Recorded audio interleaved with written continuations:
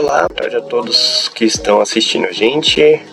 Meu nome é Lucas Kiyoshimatoka Rodrigues e eu e a Laura do 6 Godoy, a gente decidiu fazer um vídeo para o nosso seminário. E o nosso seminário vai ser sobre Peter Wilhelm Lund. Acho que é assim que pronuncia o nome dele. Ele foi um zoólogo, um botânico, um paleontólogo e um arqueólogo do século XIX aqui no Brasil. Ele era dinamarquês, mas sua atuação foi aqui no Brasil. Ele é nome de rua, de praça, percurso de grutas e até de um museu na cidade de Lagoa Santa, que fica em Minas Gerais. Dando uma adiantada no que a gente vai ver em forma sumária, eu vou fazer uma exposição da vida em geral dele, de como ele veio parar no Brasil, de como ele se deparou com as grutas arqueológicas, falar um pouco do trabalho dele aqui no país, de como ele se inseriu nos debates do meio científico, mesmo estando fora do circuito principal, e depois a Laura vai abordar mais sobre a importância posterior do trabalho dele também. Só antes de realmente adentrar na vida dele, cabe falar das fontes. As minhas principais fontes vieram de teses que eu li. Elas estão aqui, na verdade. Essas três foram as principais, tem algumas outras, vão estar todas expostas na bibliografia. Mas principalmente essa primeira de Pedro Ernesto de Luna Filho, o auge das suas investigações científicas e a razão para o término de suas pesquisas, é uma tese muito completa, muito ampla, e principalmente as fontes que ele utiliza são cartas diretamente dos acervos, tanto dinamarqueses quanto aqui brasileiros, e cartas que ele conseguiu traduzir. As cartas estão expostas, várias delas na íntegra no trabalho dele, e realmente auxilia muito na compreensão e para essas pesquisas. As outras duas teses também ajudaram muito. Não vou citá-las agora porque elas estão na bibliografia, mas também são importantes. Então, sobre as fontes, as principais fontes primárias são as cartas dele. Ele escreveu muitas cartas e muitas delas estão disponíveis tanto na Dinamarca como aqui, disponíveis para pesquisa. O Pedro Ernesto de Luna Filho, se eu não me engano, ele era daqui da USP. Em 2007, ele, que lançou esse trabalho, ele traduziu diversas dessas cartas. E, por exemplo, eu vou citar esse pequeno trecho aqui de uma delas. Meus esforços foram recompensados com sucesso irretocável, e o ganho que trago para casa, tanto em objetos quanto em informações e observações, é extraordinariamente grande. Quase todas as espécies tiveram esclarecimentos consideráveis, diversos pontos obscuros se iluminaram, dúvidas foram solucionadas, teorias se confirmaram, foram corrigidas e surgiram. Essa aqui é uma frase muito emblemática porque simboliza muito do trabalho dele aqui no país. A gente vai ver mais dessa importância, mas foi só para dar um exemplo de carta traduzida pelo Pedro Ernesto. O Peter Lund, a partir de agora, para ficar mais fácil, ele nasce em 1801, na Dinamarca. Ele morre em 1888 aqui no Brasil, na cidade de Lagoa Santa, que é onde ele vai se instalar definitivamente. Ele tinha pais ricos, o pai era um comerciante muito bem sucedido de tecido, e isso vai ter um papel importante, porque em vários momentos da carreira ele vai usar essa fortuna da família nos trabalhos, pagando as equipes, pagando todos os processos e por aí vai. A sua família era importante, por conseguinte. E só a título de curiosidade, uma das cunhadas dele era irmã de Kierkegaard, o filósofo. 2 irmãos dele morreram de tuberculose. A família tinha uma tendência a isso, e por isso alguns médicos recomendaram um clima mais ameno, o que também ia ter um papel importante na vinda dele aqui para o Brasil. Mas antes disso, importante dizer, em 1818 ele entra para a Universidade de Copenhague. Ele começa com medicina, começa na área da cirurgia, mas ele rapidamente é atraído para fisiologia, zoologia e botânica, por afeto mesmo, por interesse. Ele era, dizem as fontes, né? Diz o Pedro Ernesto Leite, diz algumas cartas de familiares, que ele era uma pessoa muito curiosa, e isso acaba direcionando ele nessas direções. Por fim, isso acaba fazendo com que ele venha para o Brasil. Alguns naturalistas já tinham vindo à altura no século XIX, isso acaba inspirando ele a vir. Ele faz algumas viagens entre 1825 e 30, acredito que 2. São viagens onde ele coleta plantas, faz alguns catálogos, começa algumas pesquisas começa a pesquisar a fauna e flora brasileira e começa a produzir alguns trabalhos. Trabalhos que foram muito bem recebidos, tanto é que ele entra, antes de vir definitivamente, para a Academia Real de Ciências da Dinamarca. É importante dizer também que um dos motivos para a vinda definitiva dele foi que ele queria escrever, isso está em uma carta dele que eu acabei decidindo não colocar aqui por questão de tempo, que ele queria fazer um grande livro, uma grande obra sobre a fauna brasileira, uma pesquisa importante, e ele viu que ele simplesmente não tinha coletado o suficiente. E desde então ele tinha esse desejo de voltar. Quando a mãe dele morre, ele decide por fim vir definitivamente aqui para o país. Em 1832, ele chega em janeiro de 33, e ele muito rápido ele foi numa viagem com um amigo alemão chamado Riedel pelo país. Ele passa por diversos estados e lá, em Minas Gerais, ele acaba encontrando por acaso um conterrâneo chamado Peter Clausen. Esse Peter Clausen ele vai ter um papel muito importante na carreira dele, uma influência muito grande. Por quê? É numa visita a esse Peter Clausen, ele reconheceu um dinamarquês, o Pedro Ernesto até narra esse encontro, muito por acaso, e ele chama eles para passarem um tempo na fazenda dele, e perto da fazenda havia algo que Peter Lund ele chamou de cavernas místicas, carinhosamente, porque ele imediatamente soube do potencial científico que tinha essas cavernas. Ele não tinha muito tempo para explorar, era um visitante, mas o Peter Clausen teve esse papel fundamental de apresentar indiretamente as cavernas para ele. E depois eles vão ter alguns desentendimentos e o Peter Clausen vai se tornar o principal concorrente dele.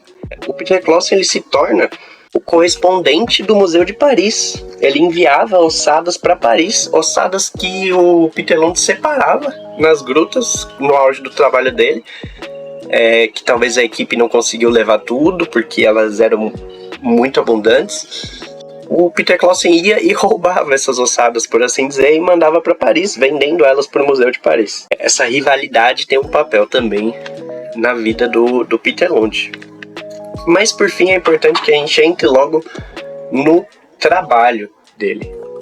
O Peter Lund, ele se dedicava muito ao mapeamento e busca das grutas e, claro, à exploração delas. Ele, como a gente comentou no começo, ele explorou mais de 200 cavernas no fim da carreira dele. E qual que era o objetivo principal? A coleta de materiais, coleta de fósseis e a sua catalogação. Um dos principais métodos de pesquisa dele, pelo que apontam as cartas, era estudos de comparação. Era uma principal fonte dele para dizer de que época seriam alguns fósseis, de que espécie seria algum fragmento de fóssil. Ele fazia muito esses estudos de comparação. Para achar essas grutas, ele fazia entrevistas com as populações locais, ele estudava boatos, estudava mapas, e ele realmente achou muitas grutas, principalmente na região de Lagoa Santa. Agora, quanto aos fósseis, ele encontrou fósseis muito célebres, como por exemplo, fósseis de tigre de dente de sabre, que não se sabia que tinha na América ou no Brasil. Preguiças gigantes, por exemplo, também. Ele encontrou fósseis muito célebres. Ele ajudou nessa construção ou reconstrução da chamada megafauna brasileira. Um trabalho importantíssimo, mas acho que sem dúvida a maior contribuição, talvez pensando também em arqueologia, é o homem ou os homens de Lagoa Santa. Ele encontrou um cemitério humano em 1840 em uma gruta. Já tinham sido encontrados alguns restos de seres humanos muito antigos na América, no México, por exemplo, mas não tão diversos e em tanta abundância quanto Peter Lund encontrou em Lagoa Santa. Principalmente tem um fato muito importante, que é, junto com os fósseis humanos, estavam animais da megafauna já extintos. E por que isso é fundamental? Antes de vir, o Peter Lund chegou a ter aula com Cuvier, e ele era um catastrofista de carteirinha, assim.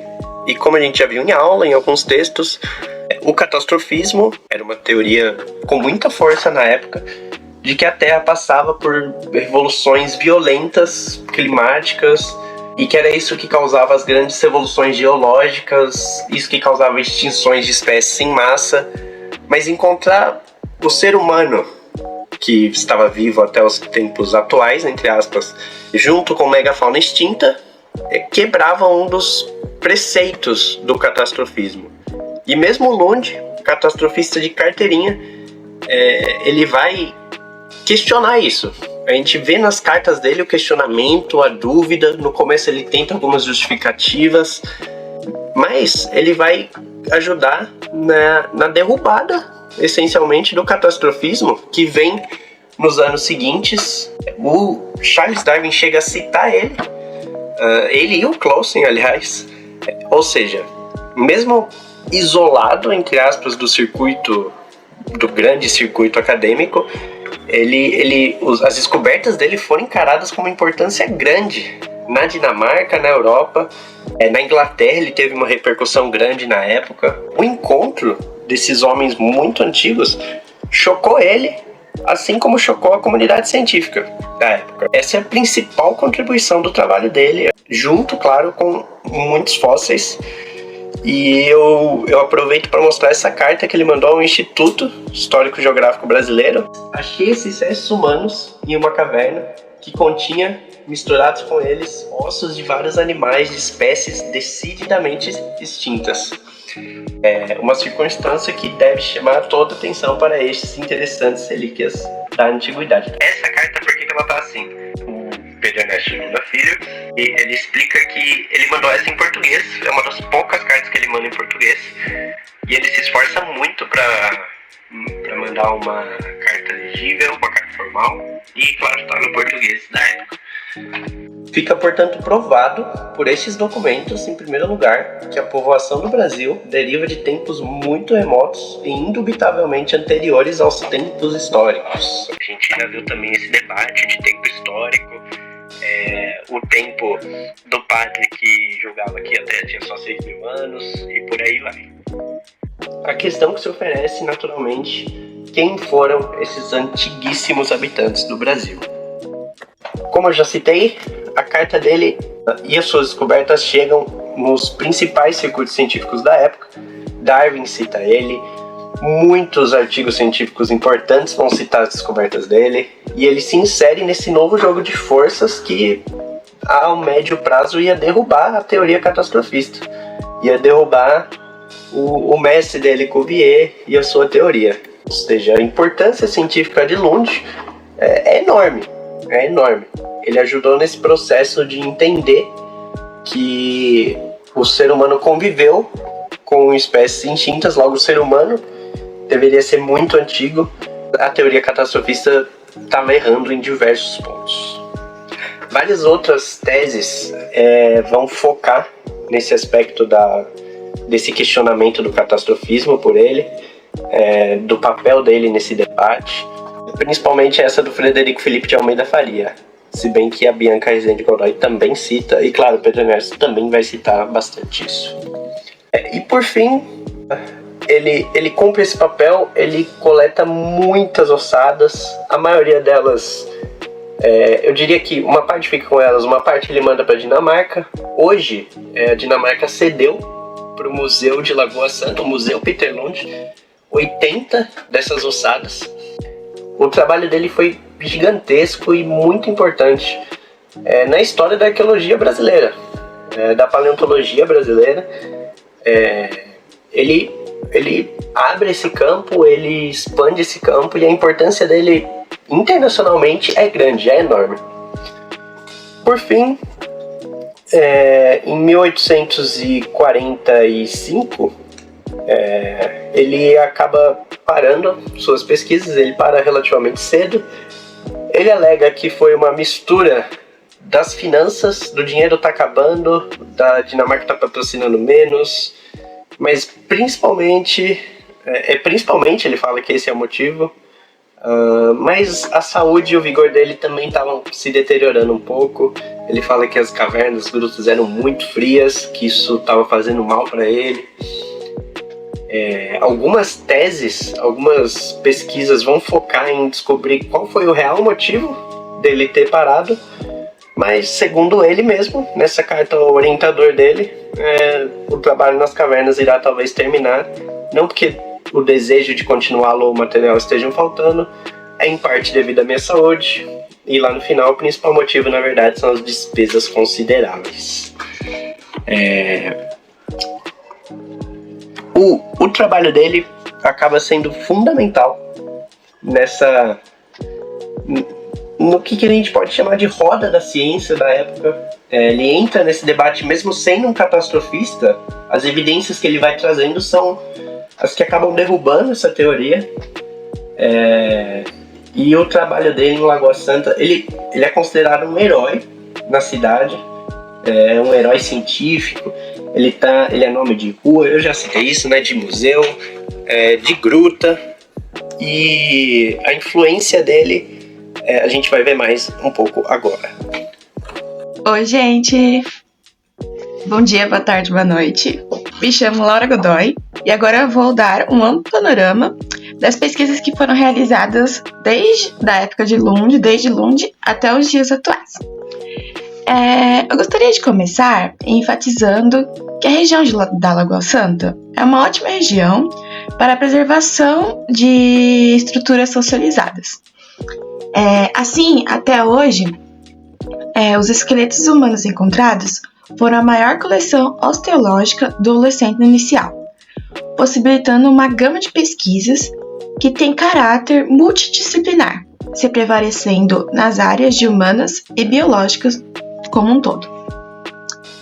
O pesquisador Lund, ele foi o precursor dos estudos na região de Lagoa Santa, assim como foi muito bem pontuado pelo Lucas.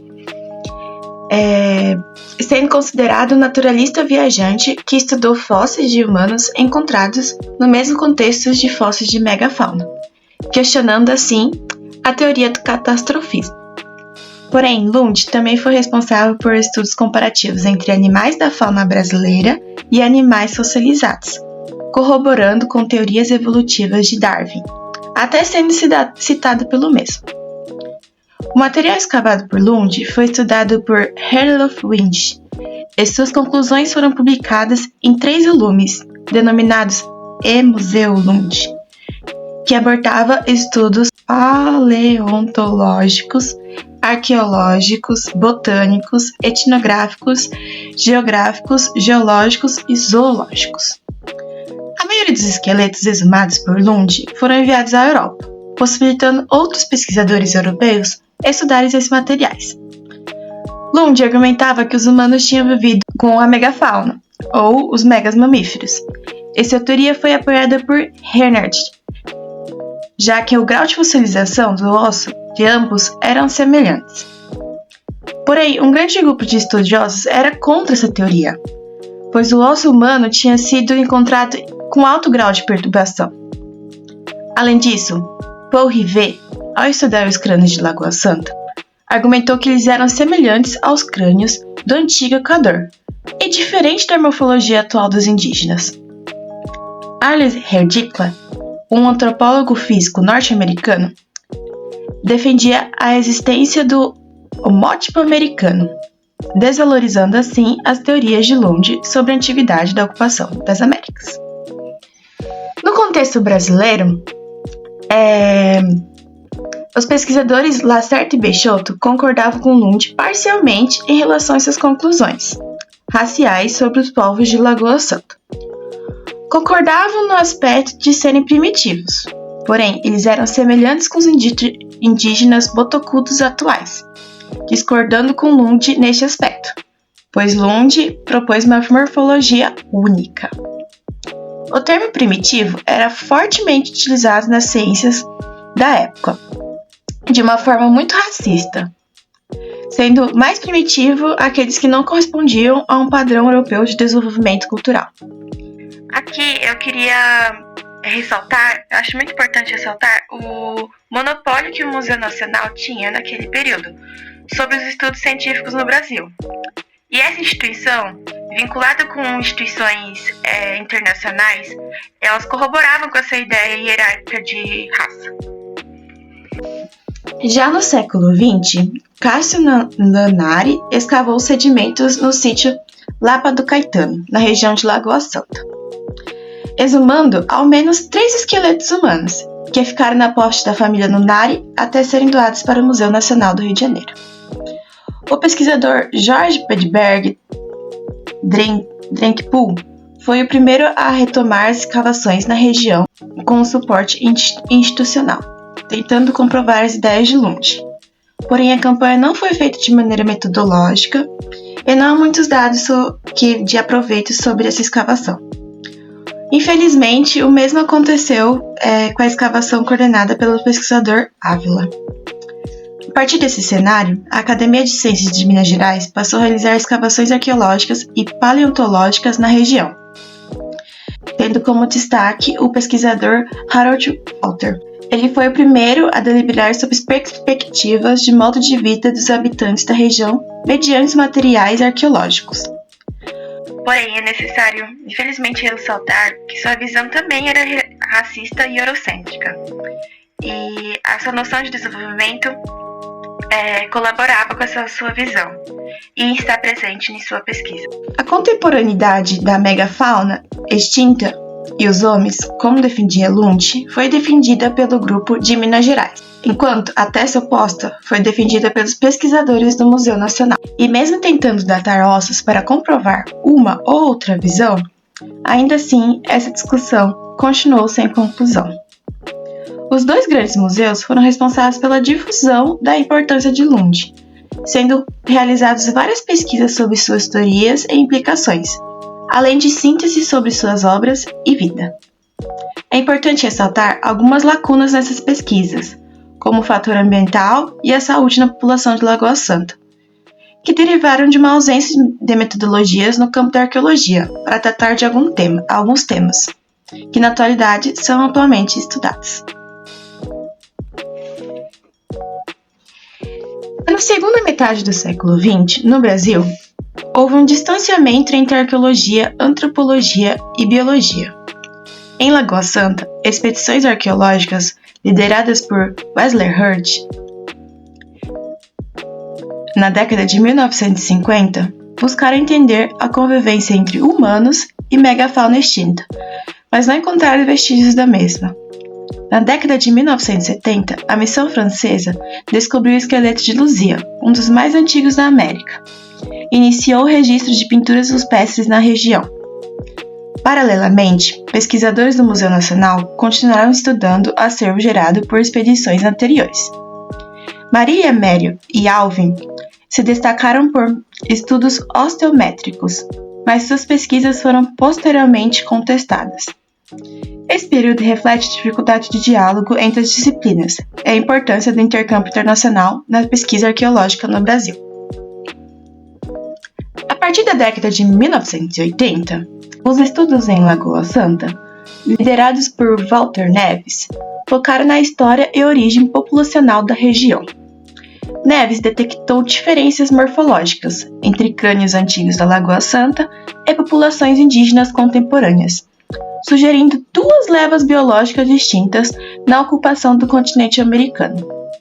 Após superar as dificuldades de acesso às coleções brasileiras, Neves e sua equipe corroboraram o modelo, propondo a chegada de 2 levas internacionais com características cranianas diferentes.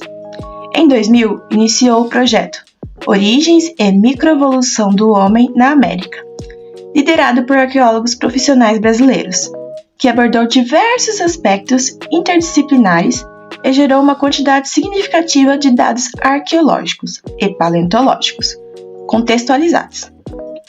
Suas principais contribuições incluem a conformação da coexistência humana com a megafauna e estudos sobre paleoclima, que evidenciam a influência deste na ocupação humana em Lagoa Santa.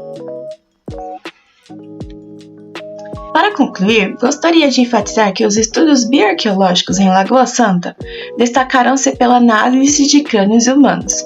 Porém, uma parte pequena do material da região foi estudada até o projeto Origens. Este projeto proporcionou uma vasta quantidade de dados arqueológicos, revitalizando o diálogo entre antropologia e biologia.